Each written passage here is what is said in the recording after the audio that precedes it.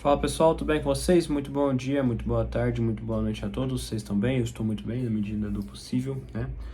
Bom, hoje eu gostaria de falar com vocês sobre, novamente, Fórmula 1, né? Do que eu achei, resumindo, das 14 corridas que passaram, cumprindo as 14 primeiras corridas de 2025. Né? O calendário tem 24 corridas e já foram 14, né? Já passou um pouco da metade das corridas, né? Antes de mais nada, tenho que falar aqui que minha opinião, falar muito resumidamente do que eu achei das corridas, tá? E assim, já aviso assim, só uma constatação mesmo, tô aqui sozinho em casa, então meus cachorros ficam mais comigo aqui, então e eu tenho vizinhos vagabundos que não tem o que fazer da vida, que fica às vezes batendo na porta de casa, tocando a campainha, coisa do tipo, e esses cachorros aqui, aí ó, dito e feito. Vocês estão vendo os barulhos dessas patinhas, né? Que esses vagabundos aí precisam disso na vida, não sei porquê, né? E aí eles vão lá pra porta e ficam desesperados, ou só saber quem é e tudo mais, né? Então é mais uma constatação mesmo, enfim. Se você, vizinho, que estiver vendo esse vídeo, pare com isso, por gentileza. Seria um favor imenso que eu te peço. Enfim. Vamos falar das 14 primeiras corridas de 2025. Quando eu falar aqui, eu falo em quesito de competitividade. Eu vou fazer um vídeo falando sobre cada equipe e do que eu achei de cada piloto, né? Fiz isso ano passado, na metade, nas férias da temporada, e no final da temporada, né, fiz tudo bonitinho, e eu vou fazer isso aqui novamente esse ano, tá?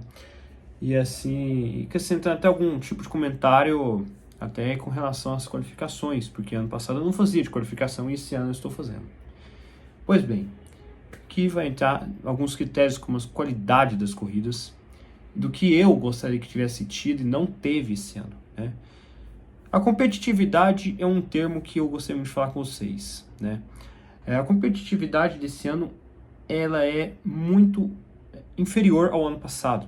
O ano passado a gente viu uma Red Bull dominando lá no início, mas a Red Bull tendo uma queda e a McLaren alcançando, a Ferrari também indo bem, né? E até a Mercedes em certo momento dando trabalho, ou seja, a gente tinha 4 equipes com chances reais de vencer corridas, principalmente quando chegou mais nessa fase média final da temporada, isso ano passado. Esse ano, em nenhum momento, Ferrari ou Mercedes cogitaram vencer corridas. A McLaren dominou neste aspecto, né? No início do ano, teve muito murmurinho na Fórmula 1 sobre as asas flexíveis, né? Que conforme a velocidade do carro, as asas elas se flexionavam, elas mexiam sozinhas, dependendo da velocidade do carro.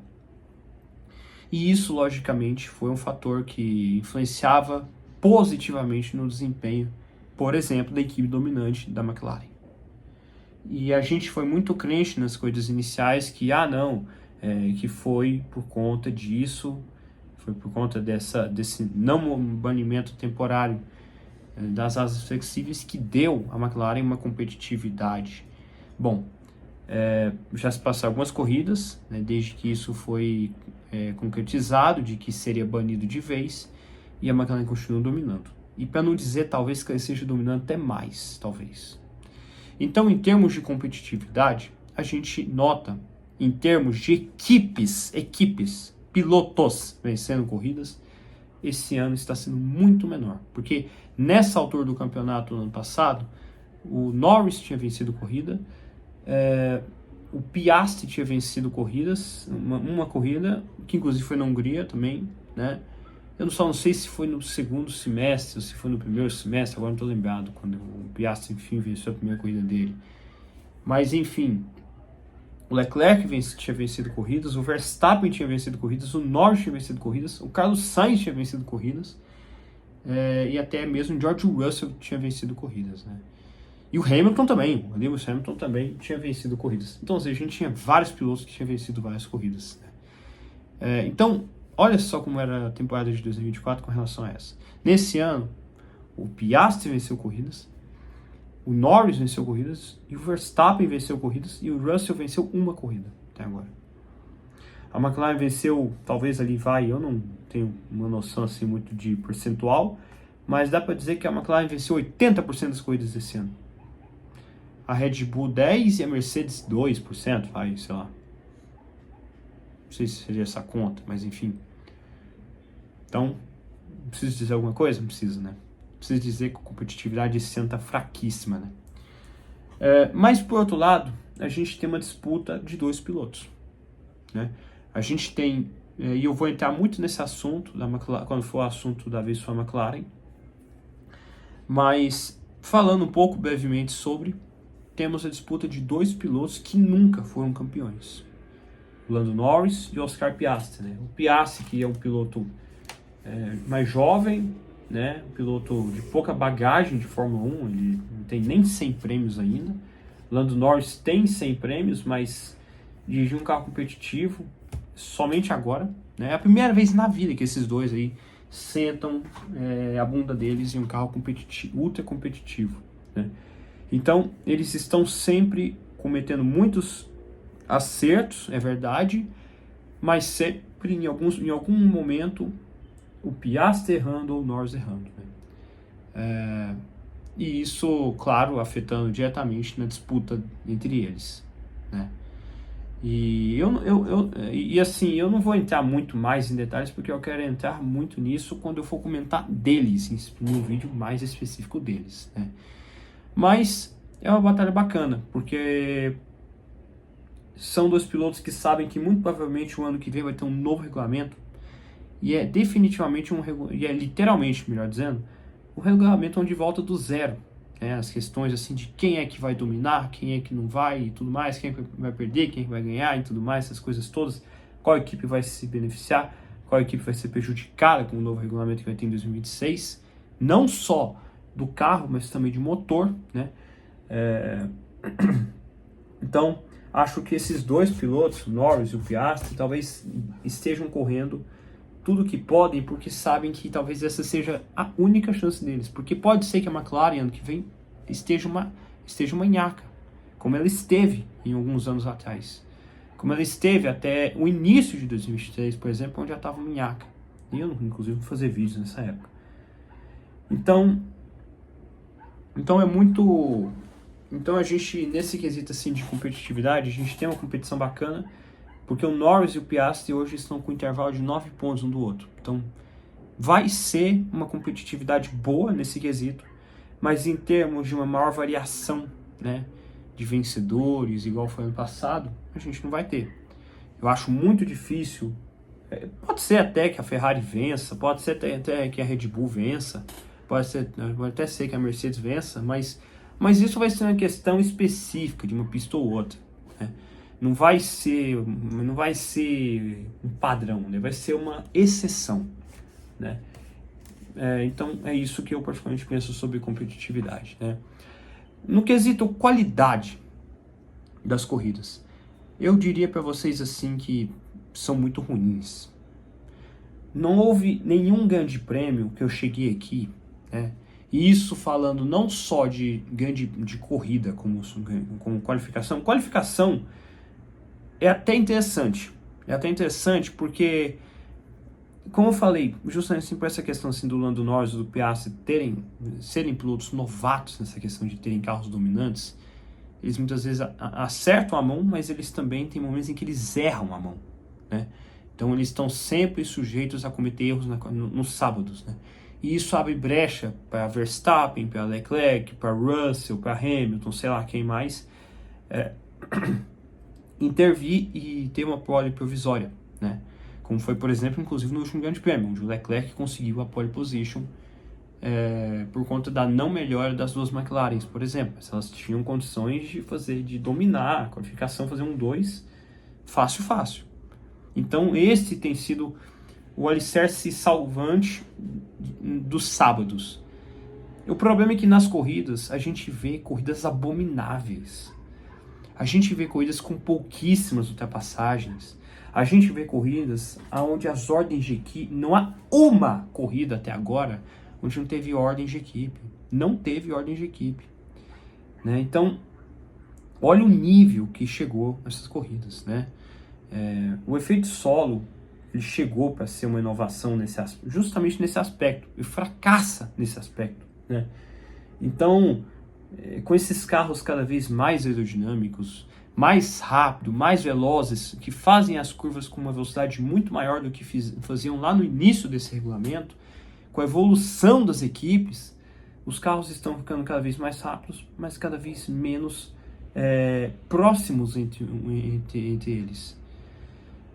Eu diria até que na classificação não, até porque, haja visto que no Grande Prêmio da Hungria que teve agora, esse último Grande Prêmio, que a gente pega como referência porque foi o mais recente, né?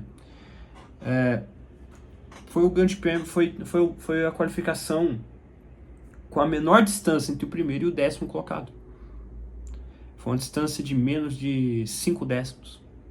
Então, dava a entender assim que poderia, hipoteticamente, supostamente, qualquer um poderia fazer a pole. Só que chega nas corridas, é aquela filinha patética de DRS. É piloto querendo administrar a questão do DRS. De permitir que o piloto de trás tenha DRS para o piloto que está mais atrás e mais veloz não possa conseguir ultrapassar. E ultrapassar os dois, sabe? Então, se transformou nisso as corridas, basicamente falando. Não teve nenhuma porra de uma corrida onde eu falei assim, meu Deus, estou perplexo aqui. Não teve nenhuma corrida, gente. Não teve nenhuma corrida. E isso compromete a qualidade desse nosso esporte, que a gente ama ver, né? Porque é basicamente, hoje em dia, levado-se em consideração de que o pole position tem mais chances de vitórias. Eu cheguei a fazer um pouco as contas, isso nas corridas iniciais, mas no início do ano eu fui averiguar isso melhor e pude ver isso, né? Que os pilotos que faziam a pole muitas vezes acabavam vencendo a corrida, porque eles conseguiam gerenciar e conseguiam ter uma corrida muito administrada, de tal maneira que ultrapassar era somente em um momento específico da corrida, e não tinha outro mais, o piloto não conseguia e abortava a ideia de tentar ultrapassar. Então se tornou muito temático nisso. As corridas de hoje, elas são muito tomadas na questão assim de que o pole position tem mais chance de vencer a corrida. Não foi o que aconteceu nesse último Grande Prêmio, é verdade. Mas foi uma exceção, gente. Foi uma exceção. As primeiras corridas desse ano foram um exemplo disso. O Norris era pole, ele vencia a corrida. Piastri era pole, ele vencia a corrida. E muitas vezes, quando o Verstappen era o pole, quando o Russell era o pole, ou quando o Leclerc era o pole, algum piloto da McLaren vencia a corrida. De tão vantajoso, de tão surreal que está essa McLaren em termos de desempenho. Então, e aí a gente não vê nada, nem sequer no grid ali no meio do grid, que é normalmente aonde salva a qualidade dessas corridas. Mas infelizmente não é o que acontece, não é o que vem ao caso de se acontecer. Porque, mais uma vez, eu torno a dizer, esses carros se tornaram tão rápidos, mas tão rápidos nas curvas e tudo, que o ar sujo desses carros é tão impactante quanto foi no regulamento anterior, onde o ar sujo era um grande problema. E o que acontece para você mais amador de Fórmula 1? O que quer dizer esse ar sujo? Esse ar sujo é aquele ar que sai depois do carro, né? O carro tem toda uma aerodinâmica para fazê-lo ficar com o melhor contato possível com relação ao solo, que possa ter a melhor aderência possível. Mas para isso precisa-se de muito downforce, e esse downforce excessivo gera um ar sujo dentro do carro, gera um ar sujo atrás do carro. E o carro que está atrás, ele começa a elevar a temperatura dos pneus, ele começa a perder aderência porque ele está muito próximo do carro que está perto dele. Então é tipo assim, se o cara fica muito tempo assim, ó, o carro de trás começa a balançar, começa a ter dificuldades, começa a ter desgastes mais excessivos. E nessa Fórmula 1 de hoje é Fórmula Economia. Então no quesito qualidade, a Fórmula 1 é cúmplice do que ela acabou se tornando nesse regulamento, né? Sobre a questão de chuva, essas coisas, eu nem entro mais nessa questão, porque eu sou um eterno crítico dessa questão, desses carros que não foram feitos para pilotar na chuva. No Grande Prêmio da Bélgica, eu fiquei esperando 1h20 para a corrida começar. E não vi nada. Não vi uma chuva nada assim tão ameaçadora. E sabe o que é difícil de explicar? É a empresa que fornece os pneus, de não conseguir acertar a porra de um pneu que fosse eficiente, de tal maneira de que o pneu de chuva extrema nem sequer é cogitado ser usado, gente. Mas eu não vou culpar somente os pneus nessa questão. Eu vou culpar também os gênios que fizeram esses carros e não se atentaram a isso na época que estavam fazendo esses carros. E eu imagino, no meu entender do conceito da coisa, que foram pessoas muito bem pagas e que nasceram para isso, mas falharam nisso. Então, eu fico muito aquele questionamento assim da capacidade ou da falta da mesma desses caras de quando trouxeram efeito solo para a Fórmula 1. Será mesmo que eles pensaram na chuva? Eu acho que não. Eles tinham tempo, eles tinham inteligência, eles tinham cérebro para isso? Não sei também. Dada a atual situação, onde a gente nem pode colocar esses carros para andar na chuva, não. Para mim, esses caras erraram feio. Para mim, esses caras só se lembraram da chuva na primeira corrida com chuva. Quando já estava tudo feito, quando já estava tudo finalizado, já estava já tudo escrito já no livro, já e tudo. No regulamento e tudo, sabe? Então, cara, é muito decepcionante. É muito decepcionante, para não dizer o mínimo, né? Acho que numa análise geral, eu diria que os sábados têm se tornado mais interessantes que os domingos, para ser sincero com vocês.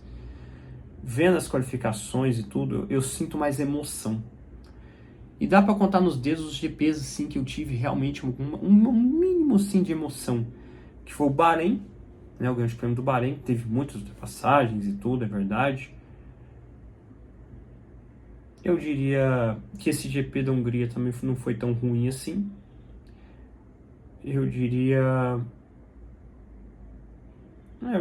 assim, não tem muitos GPs assim pela qual eu me lembre muito não, sabe? Eu diria que até agora o melhor GP da temporada até o exato momento, até onde me falha a memória, é o GP do Bahrein, né? Mas ali é porque a pista também ajuda, né? Uma pista larga, uma pista cheia de retas, com esse monte de DRS pra lá e pra cá, né? Então, senhores, eu estou muito decepcionado com as coisas como tem se tornado. Não só as primeiras corridas, né, que sempre foi histórico da Fórmula 1 nunca ter corridas boas no início de temporada, mas eu estou muito decepcionado com a qualidade das corridas, com a falta de emoção das corridas. Não dá para você cravar um grande prêmio aqui que você fala assim, esse grande prêmio aqui vai passar 20 anos, vai passar 30 anos e eu vou ver esse grande prêmio aqui. A não ser que seja o seu piloto de estimação vencendo a corrida. Aí já é outra questão. Mas pela corrida em si, não tem. Eu, pelo menos, não vi nenhuma coisa assim que me chamasse a atenção. Então, é isso, né? Temos, basicamente falando, 2 pilotos da mesma equipe competindo, né? E tenho gostado de ver da McLaren, assim, justamente assim, a democracia dela com relação à liberdade dela, né? Essa questão estratégica. Eu vou entrar, como eu já falei, vou entrar em mais detalhes sobre isso aí quando eu falar da McLaren. Mas me alega que pelo menos a gente não vê ninguém dominando, um só piloto dominando, né? Igual eu vi em 2023, igual eu vi em outros anos aí, né? Em vários anos, inclusive, da era Mercedes, né? Inclusive, né? Mas eu confesso a vocês que isso já é um fator positivo. Mas é um fator negativo porque eu não vejo nem Ferrari, nem Mercedes, nem Red Bull entrando nessa batalha. Eu não vejo. Para mim, a batalha é somente entre os dois pilotos da McLaren. E o título e o campeonato de construtores se reflete muito bem sobre isso. De tal maneira que a McLaren hoje está a 300 pontos à frente da Ferrari. Acho que é 300 ou 250, seja lá o que for, está muito à frente e é quase humanamente possível. É questão de poucas corridas para a McLaren ganhar o campeonato de construtores, por exemplo. Então, senhores, é isso aí que eu tenho a dizer para vocês, muito resumidamente, do que eu tenho achado das corridas dessa temporada até então. Muito decepcionantes. E eu espero honestamente que aconteça alguma coisa que a Ferrari acerte a mão, que a Mercedes acerte a mão para fornecer algum mínimo de competitividade, porque não tem condições o que a gente está vendo. De só uma equipe dominando, dois pilotos só vencendo, sabe? É muito decepcionante mesmo, sabe? E essas ordens de equipe, sabe? Nossa, eu não consigo me conformar. Desculpa, mas eu José Neto, não gosto dessas coisas, sabe? Eu gosto, né, de como estava sendo até um certo momento em 2024, sabe? Umas coisas ali de qualidade, em que havia várias equipes ali se dispondo a vencer e com condições de vencer, né? E onde uma decisão de parada nos boxes afetaria toda a questão da vitória e tudo mais, né? E não somente dois pilotos em específico, né? Que é no caso os pilotos da McLaren. Mas é isso aí que eu particularmente penso, senhores, tá? Pode ser só eu que penso desse jeito, tá? É a minha opinião, né? Mas é o que eu particularmente penso e divulgo aqui pra vocês, tá? Então é isso aí, um fortíssimo abraço a todos e falou, pessoal, é nóis!